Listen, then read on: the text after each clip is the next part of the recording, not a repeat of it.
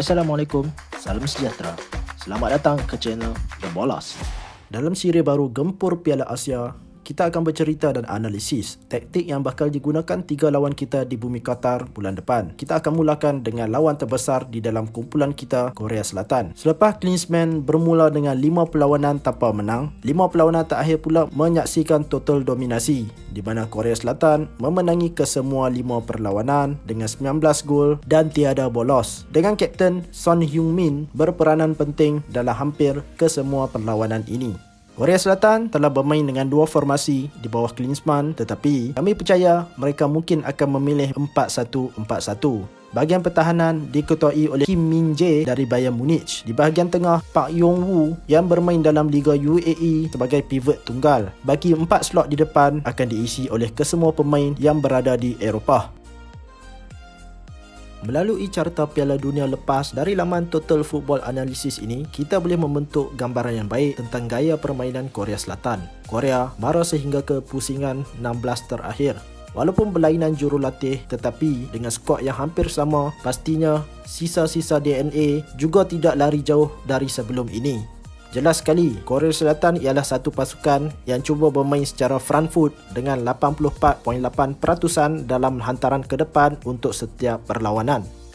Mereka juga sangat direct dengan banyak hantaran jauh ke depan melalui 69.6%. Dengan expected goal dan jumlah sepakan di atas purata menunjukkan yang Korea Selatan mampu mencipta banyak peluang.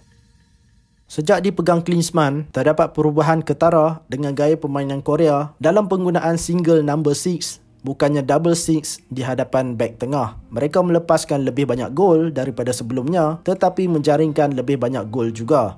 Son Heung-min diberi lesen untuk berlegar di sekitar kawasan berbahaya. Cho Gui-song menanti di garisan terakhir lawan untuk membuka ruang, mencipta serangan balas dan menyambut bola 1-2 dengan yang lain.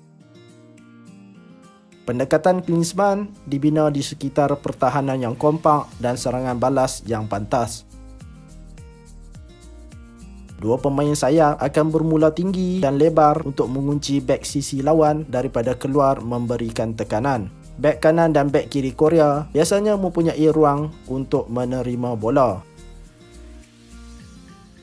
Dengan formasi ini, percubaan Klinsmann adalah untuk memecahkan barisan lawan selepas mendapatkan semula penguasaan bola secepat mungkin sambil mempunyai cukup pemain di hadapan untuk mencipta peluang yang menjanjikan. Korea Selatan adalah pasukan agresif yang menekan tinggi tanpa bola. Apabila mereka mengasak, mereka memberikan tenaga yang luar biasa. Semasa fasa bertahan, Korea secara konsisten dengan mid block 4-4-2. 2 pemain depan kekal di tengah untuk menutup pas mudah kepada pemain nombor 6 lawan. 4 pemain lagi merapat ke tengah untuk memaksa permainan ke arah kawasan garisan tepi.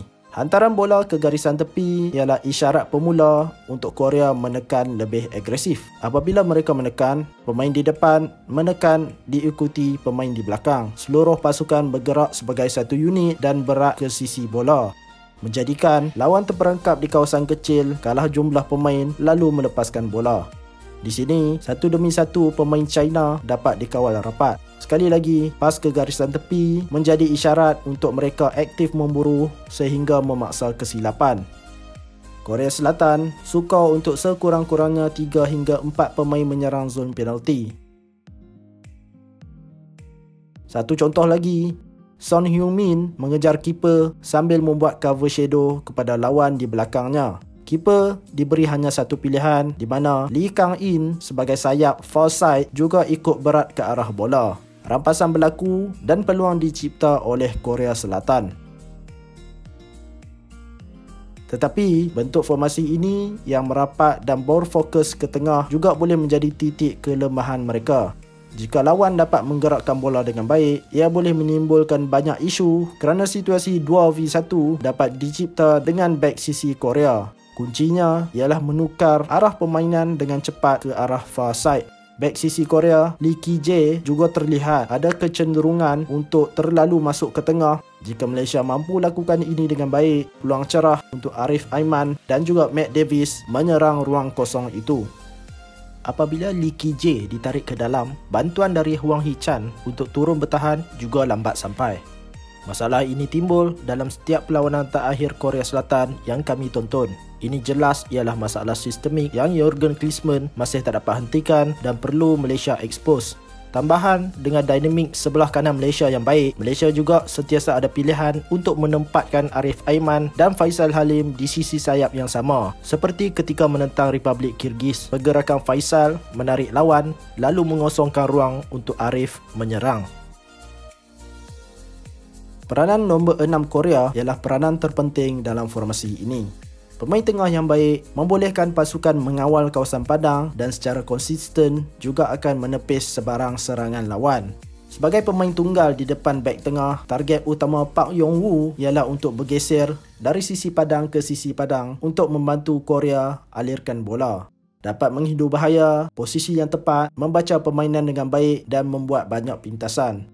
Formasi ini sangat bergantung kepadanya ketika menyerang dan bertahan. Jadi, jika Park Yong-woo bergelut dalam perlawanan, ia boleh menyebabkan Korea melepaskan lebih banyak gol dan mencipta peluang yang lebih sedikit.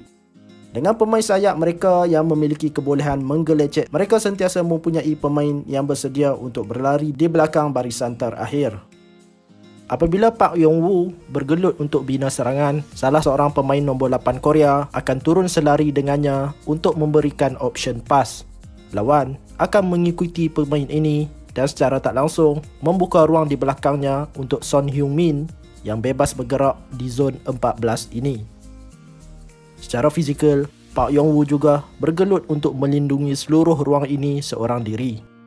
Beroperasi di bahagian tengah yang sesak bermaksud dia harus mempunyai gerak kaki yang sangat baik, dapat memusingkan badannya dengan cepat dan boleh kekal tenang dalam ruang sempit apabila berada dalam tekanan. Sesuatu yang sukar bagi Park Yong-woo melalui beberapa pemerhatian kami. Okey, di sinilah Malaysia perlu memaksa Korea melakukan kesilapan ketika bina serangan. Jika Malaysia menggunakan skema tekanan 4-2-4 yang biasa digunakan, Faisal dan Arif berperanan menutup pas ke tepi. Paulo dan Darren menutup pas ke tengah. Faisal atau Arif akan menekan ketika bola sampai kepada bek tengah. Darren dan Paulo overload kawasan tengah 2v1. Salah seorang pemain nombor 8 Korea pastinya akan turun selari dengan nombor 6. Inilah peranan Endrick yang penting, menyokong di mana bola berada. Contoh bola di tengah, Endrick membentuk 3v2. Jika bola berada di tepi, dia menjadi pemain +1 untuk Malaysia. Jika Korea bermain direct bola atas, Endrick akan menyokong Dominic Tan. Hantaran terus ke atas dibuat untuk mencetuskan potensi peluang. Percayalah, jika dilakukan dengan betul, Korea Selatan pasti akan terperangkap di dalam fasa pertama mereka. Pertemuan dengan Korea Selatan pasti membuatkan jurulatih kebangsaan yang berasal dari negara itu, Coach Kim Panggon, perlu memikirkan strategi terbaik untuk memastikan negara mampu memberikan cabaran bermakna dalam kejohanan di Qatar yang akan bermula 12 Januari sehingga 10 Februari 2024.